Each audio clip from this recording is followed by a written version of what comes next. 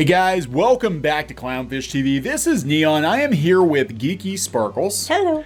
And we're going to talk about the Snyder Cut again. The reason we're going to talk about the Snyder Cut is Scott Mendelson is out there on Twitter saying, tough shit, it didn't do any good. You could have ended with Scott Mendelson's out there saying shit, you know. It didn't do any good for HBO Max to cater to the fans. It was a Hail Mary pass, and it failed. However, some of the data would indicate that the Snyder Cut was actually very popular. Yeah, you're comparing apples to oranges instead of apples to apples. Yeah, so I think we're going to see this. I think we're going to see the media sort of delighting in what they perceive to be the failure of the Snyder Cut to add more subs to HBO Max, even though HBO Max really didn't fall that much shorter than Netflix did. No. We did a video talking about Netflix. They had like 3.8 million subscribers in Q1, which was about half of what they're hoping for. But HBO Max had almost 3 million. It couldn't possibly be because people are getting vaccinated and leaving their house and not sitting in front of the streaming services all day, could it? It's springtime. Possibly, people out there gardening, they're out there taking walks. Playing baseball. They're not just watching streaming services, Yeah, it could possibly be that.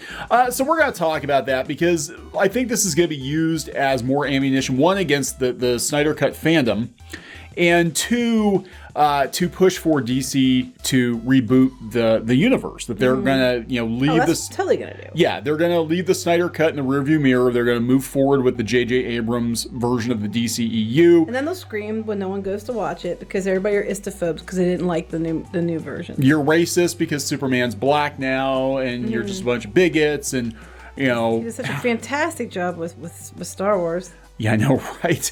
So we're going to talk about this. Before we get into it, please subscribe for more pop culture news, views, and rants, guys. We're over 185,000 subs. Woohoo.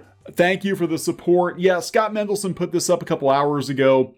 Said Warner Brothers knew that the fan base was a vocal minority. Online fandom does not equal general audience interest. That's actually not untrue. However, I think the biggest part of this that people didn't, they already saw it in the theater. They thought it sucked balls, and I'm not watching it again because I already watched it once and it was a shitty movie. I think that had more to do with it than anything. Yeah, it was an old movie that got renewed interest. And it was, look, the only reason they did this, and I understand they were trying to please the fans, but they were hoping that all those fans would become HBO Max subscribers, and that this thing would, definitely push more people to HBO Max, because again, we're during a pandemic. You can't really film a lot of new stuff.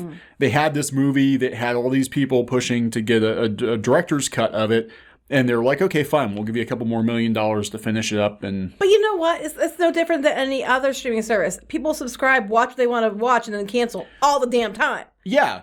It's really not a surprise. No, this happened with Stranger Things, with Netflix. People always subscribe, resubscribe to Netflix, watch Stranger Things, and then quit. Yeah, that's why Disney Plus did everything episodically, because they knew people would do that. Yeah. So now they might get a month and a half out of people before they unsubscribe, Yeah, it's called churn. Churn. Yeah, that's exactly what it's called. Churning the butter.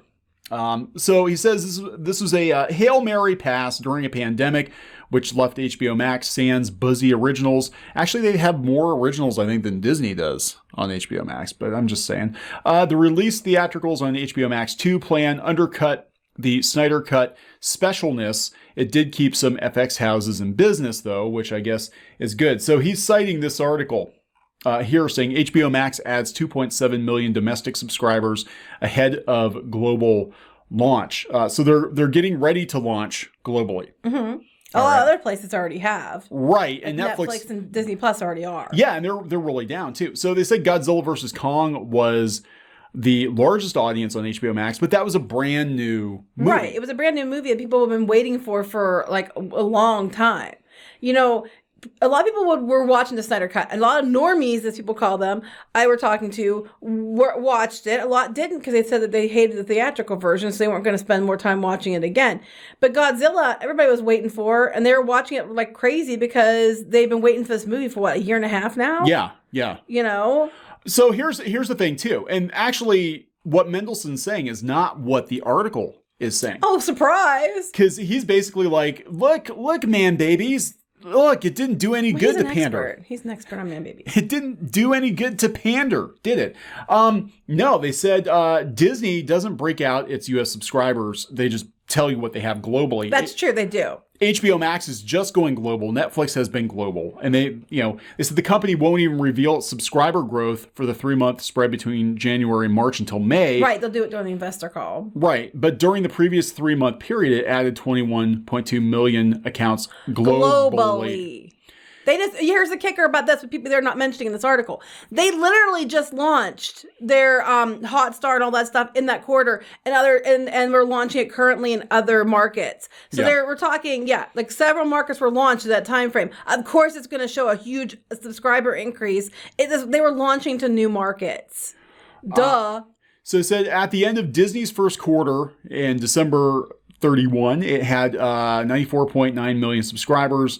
March 9th, they said they finally surpassed 100 million subscribers and worldwide. During that time, they were starting to launch in different markets. Yep, and that also Context.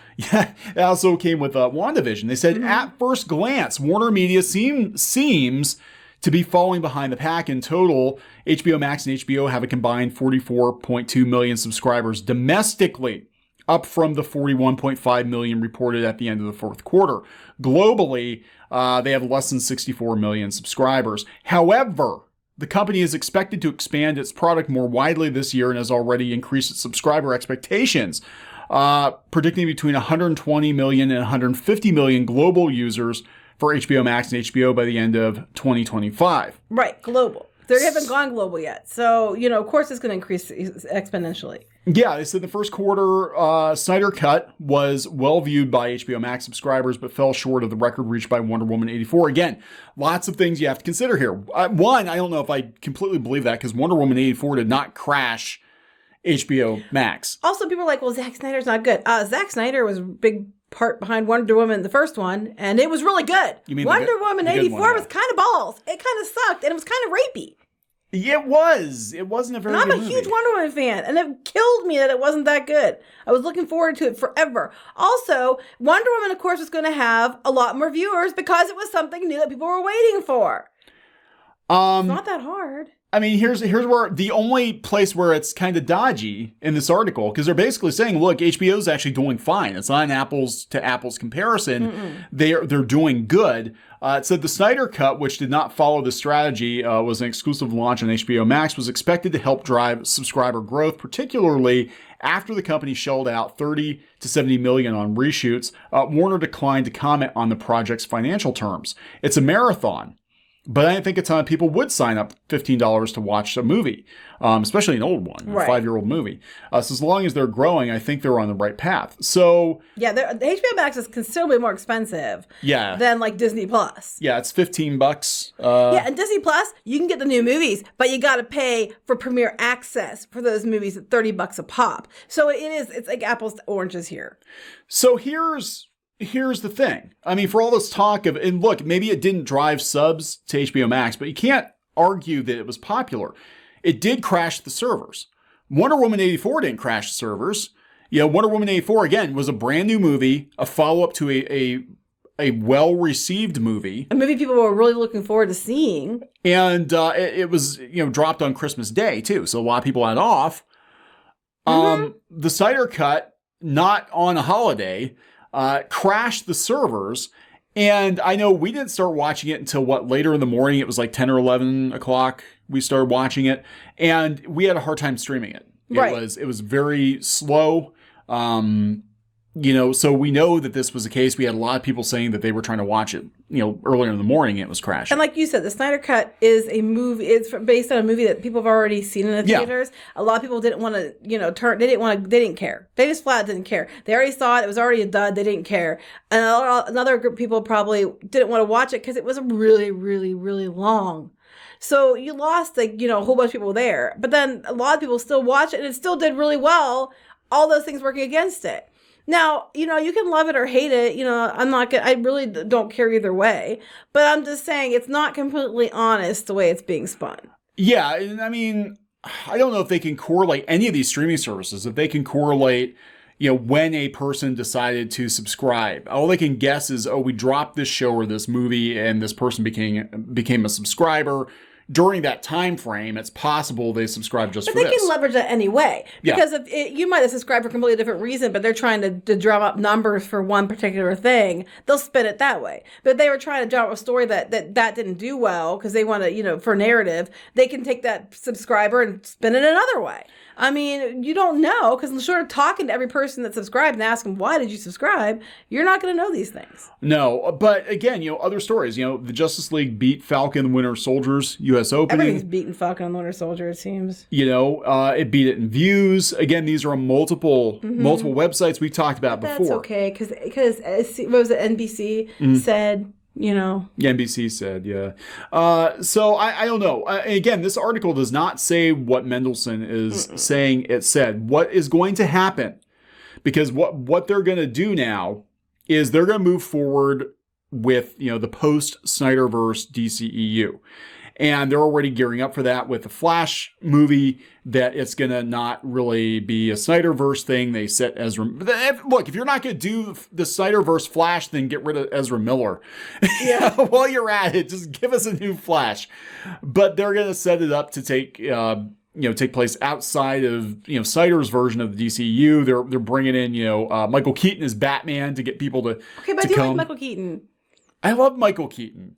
I want to see Michael Keaton in The Dark Knight Returns is what I want to see. I don't want to see Michael Keaton in a Flash movie, but they gotta. I'd love to see Dark Knight Returns. Oh my god! They know people aren't going to come in for Ezra Miller, so they're going to have to bring in some big guns and bringing Michael Keaton back as Batman after 30-some years.